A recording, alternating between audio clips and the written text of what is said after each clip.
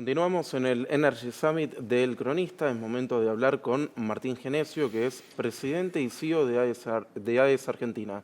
Martín, gracias por venir. Buenas tardes, Santiago. Muchas gracias a ustedes por la invitación.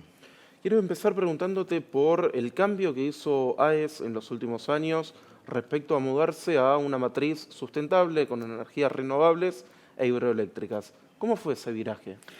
Bueno, como vos sabés, AES es una empresa multinacional que está presente en 14 países. Hace unos años la compañía decidió armar una estrategia que tiene como objetivo final acelerar un futuro energético más sustentable.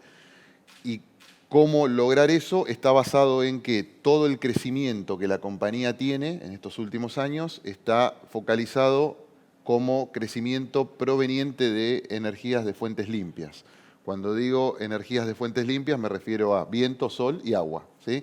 Y en ese sentido, en todos los países del mundo, y acá también, todo el crecimiento que la compañía tuvo en estos últimos años, que fue grande, se basó en esos tres tipos de fuentes. Las energías renovables tuvieron un gran crecimiento en los últimos años. Te quiero preguntar cuál es el potencial que ves para los próximos años. Bueno, a nivel mundial, y no solamente a nivel mundial, obviamente a nivel país también, las energías limpias tienen un potencial gigantesco.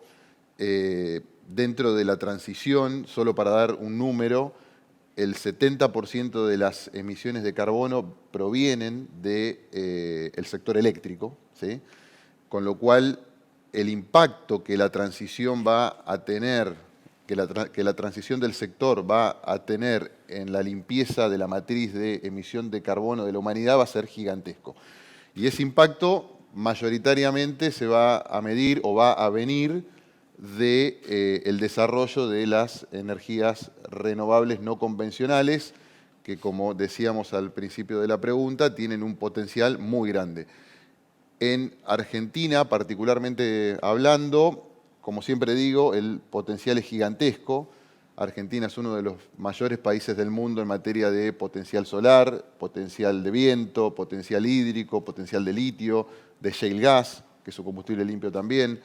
Yo creo que si somos capaces de ponernos de acuerdo y generar leyes como por ejemplo la ley que se generó en el año 2015, la ley de energías renovables que permitió una inversión en los últimos años de aproximadamente entre 8 y 10 mil millones de dólares, que básicamente colapsó la red de transporte eléctrico del país.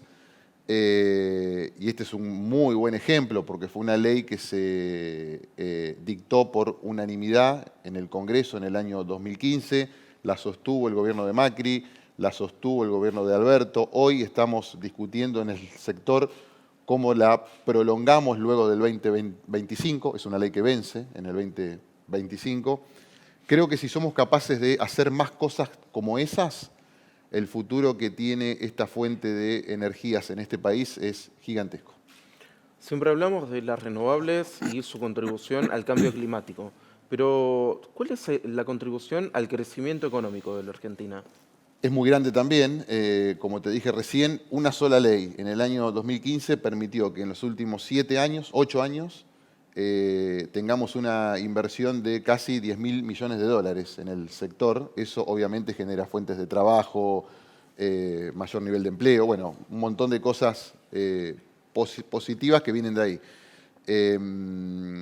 Yo creo que el crecimiento económico que podemos darle al país, la cantidad de fuentes de trabajo, como yo estaba comentando recién, es muy grande si continuamos en este camino, ¿no? Ahora, para eso tenemos que ampliar la ley, ¿sí? Generar una ley aún mejor, tenemos que seguir sosteniendo las fuentes de financiamiento y tenemos que también seguir convenciéndonos que esta es la forma de trabajar, ¿no? O sea, generar leyes que salgan por consenso, que todo el arco político esté de acuerdo y que haya un apoyo del sector privado también para que las inversiones sigan existiendo.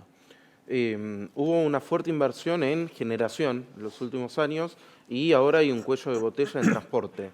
¿Qué es lo que se está necesitando para superar ese cuello de botella? Sí, a ver, el cuello de botella siempre se presenta como una mala noticia. Yo creo que obviamente es una mala, noticia, pero creo que tiene una parte de buena también. O sea, hoy en día estamos con un cuello de botella en transporte eléctrico, justamente por lo que yo mencionaba recién. O sea, hubo una inversión muy grande que colapsó esa red de transporte. Básicamente hace 8 años atrás, en el 2015, cuando se sancionó esta ley, había mucho lugar en la red de transporte. Pasamos de tener menos del 2% de matriz energética provenientes de energías renovables no convencionales a casi el 15% hoy. Con lo cual yo lo tomo como una no tan mala noticia, ¿no? Ahora, obviamente, ese cuello de botella hay que limpiarlo y para eso creo que lo que hay que hacer es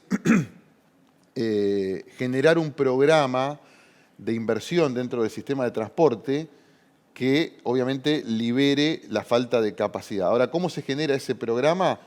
Con la participación de todos los actores. Y hoy en día ese programa se está trabajando muy positivamente y fuertemente con la participación de la Secretaría de Energía, los actores privados del sector de transporte eléctrico, pero también los actores privados del sector de generación eléctrica. Nosotros como sector de generación estamos muy presentes en la discusión de la regulación que debería existir para que las inversiones al sector de transporte se materialicen. Y en ese sentido hemos tenido en los últimos días un par de resoluciones de parte de la Secretaría de Energía que, por ejemplo, le permiten al sector de generación hacer inversiones dentro del sector de transporte y anexarlas a los proyectos tanto de viento como de sol y poder luego recuperar el monto de la inversión en los contratos de venta de energía. Nosotros, para nuestro sector, eso fue tomado como algo muy positivo porque va a permitir empezar a liberar ese cuello de botella en el corto plazo. Después hay una liberación del cuello de botella para el largo plazo. Hay un plan que se transó, que se escribió en Atera, comandado por Transener, que es un plan a largo plazo, que de alguna manera muestra cuáles son todas las inversiones que se necesitan para que el cuello de botella en el sistema de transporte deje de existir. Es un plan de 10.000 millones de dólares entre 5 y 7 años. Y la buena noticia es que solo con el cambio en el despacho que produce este nuevo sistema de transporte, toda esa inversión se repaga en 3 años. Con lo cual yo creo que con una normalización de la macro, creo que podemos llegar a liberar este cuello de botella en un plazo muy corto. Decía recién el tema de las generadoras que pueden invertir para el transporte eléctrico. ¿Están interesados en algún proyecto? Nosotros siempre estamos interesados en nuevas inversiones. Hoy en día nosotros tenemos un pipeline de proyectos de aproximadamente 1 giga entre viento y sol, ¿sí? Y sí, estamos viendo la posibilidad de generar proyectos nuevos con ampliaciones de transporte atadas a estos proyectos. Nosotros desde la creación de la ley hemos invertido aproximadamente 300 millones de dólares en 3 proyectos de viento y siempre tenemos en carpeta futuras oportunidades. Esta resolución que permite ampliar sistema de transporte desde el lado de la generación, como te dije recién, está muy bien vista desde nuestro lado y creo yo que va a permitir que se invierta en nuevos proyectos en el cortísimo plazo. El mundo tiene la necesidad, la conciencia y también el dinero para financiar la lucha contra el cambio climático. En la Argentina, ¿cómo está eso? Bueno, yo creo que la conciencia está, la necesidad también, y el financiamiento, no sé si está, bueno, creo que no está al mismo nivel que está en el resto o en alguno de los otros países del mundo, obviamente podría haber más, pero no es que falta financiamiento. Para este tipo de proyectos financiamiento hay, ¿sí? Para darte un ejemplo concreto, nosotros en el último parque eólico que construimos, que es el parque eólico de la provincia de Neuquén, el único que hay en esa provincia, para ello emitimos un bono verde, que es un bono que está prácticamente focalizado en un 100% a financiar este tipo de proyectos, ¿sí? Proyectos que tengan, digamos, un impacto positivo en huella de carbono. Y en ese sentido el financiamiento está, o sea, hay mucho deseo del sector financiero de acompañar este tipo de proyectos que aceleren la transición energética. Obviamente, con una macro un poco más ordenada, el financiamiento creo que va a ser mayor, pero hoy en día no es una traba. Por último, está el tema de las hidroeléctricas, vencen los contratos a fin de año, bueno, en octubre es la última prórroga. ¿Qué es lo que tienen en la conversación con el gobierno y qué es lo que esperan en los próximos días? Bueno, como vos bien dijiste, AES particularmente es concesionaria, digamos, de una de las centrales hidroeléctricas del Comahue, en este caso Alicura. Esa concesión tenía fecha de vencimiento el 11 de agosto, pero el contrato establecía la posibilidad de prorrogarla por hasta un año, ¿sí? Con lo cual es una concesión que puede ir hasta el 11 de agosto del 2024. El gobierno decidió, previo al 11 de agosto del 2023, prorrogar por 60 días más 60 días. La primera prórroga de 60 días, como vos bien dijiste recién, vence los primeros días de octubre y la segunda prórroga de darse vencería el 9 de diciembre. Lo que nosotros estamos dialogando con el gobierno, con la Secretaría de Energía, es la posibilidad de que esta prórroga, esta extensión, sea hasta el 11 de agosto del año 2024, para dialogar respecto al futuro de las concesiones con un gobierno entrante, ¿sí? Y que esta discusión sea una discusión que pueda realizarse sin la campaña política en el medio. Básicamente lo que estamos planteando desde el sector privado es lo siguiente. Dentro del contrato de concesión existieron muchos puntos que no se cumplieron, ¿sí?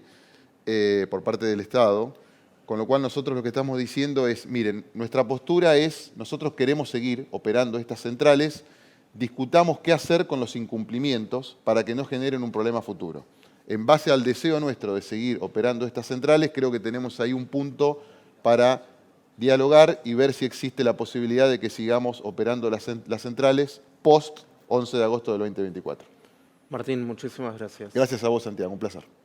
Quédense en línea, pues ya seguimos con más Energy Summit del Cronista.